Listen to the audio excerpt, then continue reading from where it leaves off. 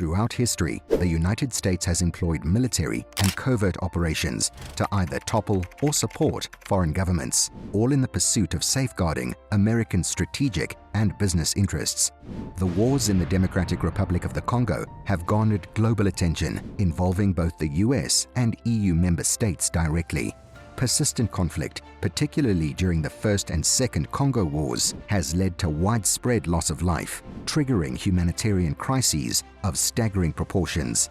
However, questions arise about the true interests of the US and the EU in the Congo Wars, given their prolonged duration and the millions of lives lost. Is there more happening behind the scenes with the involvement of the US and European countries?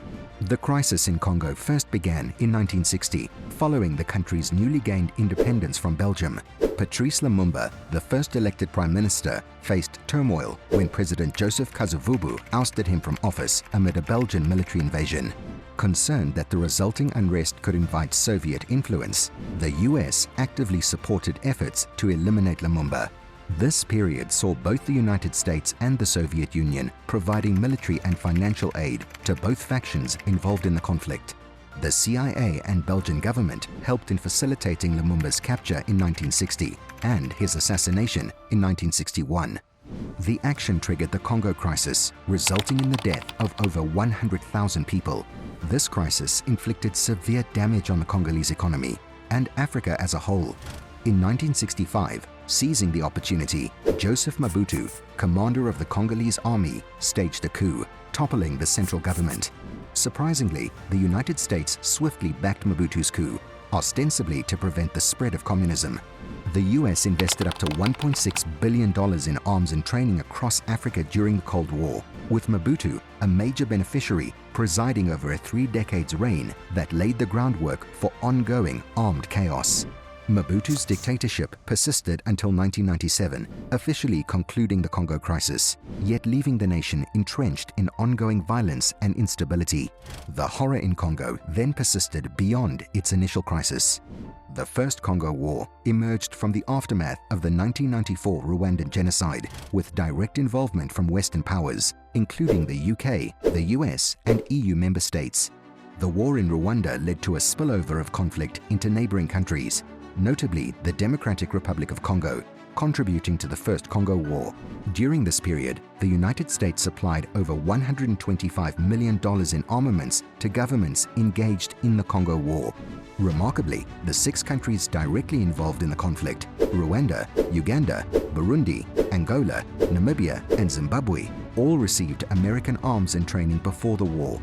The US also covertly supported Laurent Désiré Kabila, the leader of the rebellion that ousted Mobutu in 1997. However, the US later expressed apprehensions about Rwanda's increasing influence, prompting them to advise Kabila to restrict cooperation with the Rwandan government. Following Laurent Kabila's assumption of the presidency and the initial war's conclusion, relations deteriorated, sparking the onset of the Second Congo War in 1998. This prolonged conflict, characterized by widespread atrocities, persisted until 2002, when Kabila's son, Joseph, managed to bring it to a close. The war unleashed a humanitarian disaster, resulting in the tragic loss of over 3 million lives. Despite efforts to establish peace post-2002, the Eastern Democratic Republic of Congo continued to grapple with unrest. The historic inauguration of Joseph Kabila in 2006 marked the region's first peaceful transfer of power. However, the emergence of the M23 rebel group in 2012 prompted United Nations intervention in 2013, navigating ongoing challenges such as ethnic conflicts and heightened global interest in mining operations.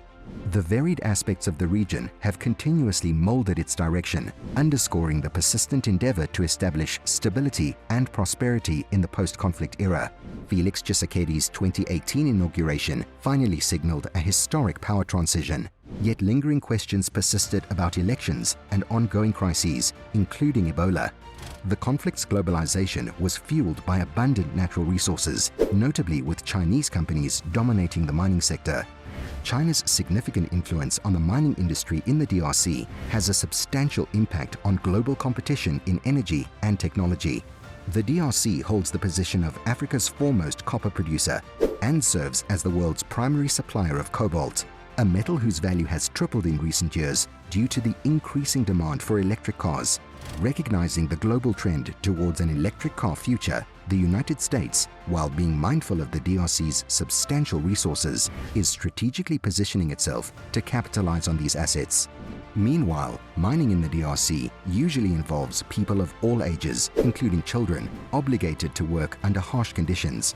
Out of the 255,000 Congolese mining for cobalt, 40,000 are children, some as young as 6 years old.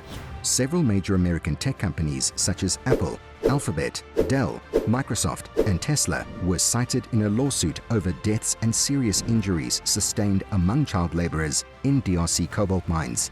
The US not only buys minerals mined by children, but also requires them through collaboration with Rwandan rebels.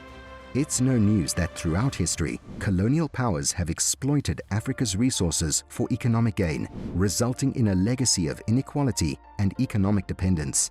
The US's questionable involvement aligns with this pattern, raising concerns about Western corporations prioritizing profit over sustainable development in Africa, a reflection of neocolonialism, exerting control through economic means rather than direct political influence. Then there's the framing of the conflict by American newspapers, notable for portraying the wars as a Rwandan-led civil war. Despite the US officially claiming neutrality, its support for Rwanda and Uganda effectively aligned it with the Rwandan and Ugandan-backed rebels. The US sold 10 times more weapons to Uganda during the wars than in the previous 40 years combined. Despite the US claiming to promote democracy, the primary focus was on the valuable resources offered by the Congo. The US sought to reshape the war narrative and downplay its involvement as much as possible. The analysis of media coverage during the Second Congo War from January 1998 to January 2001 indicates a significant disparity, with comparatively low overall coverage in the US. Le Monde led with 641 articles, twice as many as the New York Times with 269. The Washington Post had 227 articles, The Guardian 191, Le Figaro 181, and the British London Times 106 during the 37-month period. This discrepancy suggests that while the French public was well informed, American newspapers had a relatively lower presence in reporting on the conflict.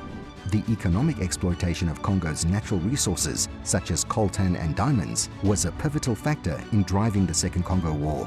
However, the American media often omitted this crucial aspect.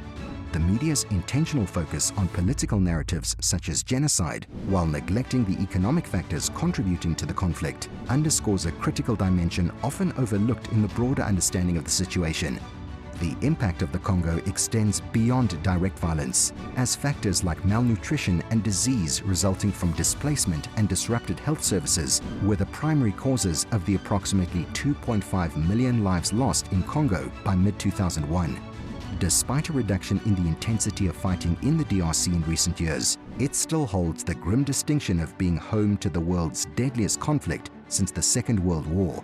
The United Nations maintains its largest peacekeeping mission in the country to prevent a resurgence of full-scale hostilities. However, in 2023, efforts seem insufficient, as a notable 2,750 civilians have been killed in the eastern part of the DRC since the beginning of the year. The latter months of 2023 witnessed a spike in violence as the country prepared for national elections in December. Despite the formal conclusion of the war, over 120 militias and armed groups persist in parts of the DRC, leading to ongoing insecurity and human rights abuses. The UN reported a record high of 6.9 million internally displaced people, as fighting renders a growing part of the country unsafe for civilians. A significant portion of the Central African population, numbering in the tens of millions, exists on the economic periphery of the global economy.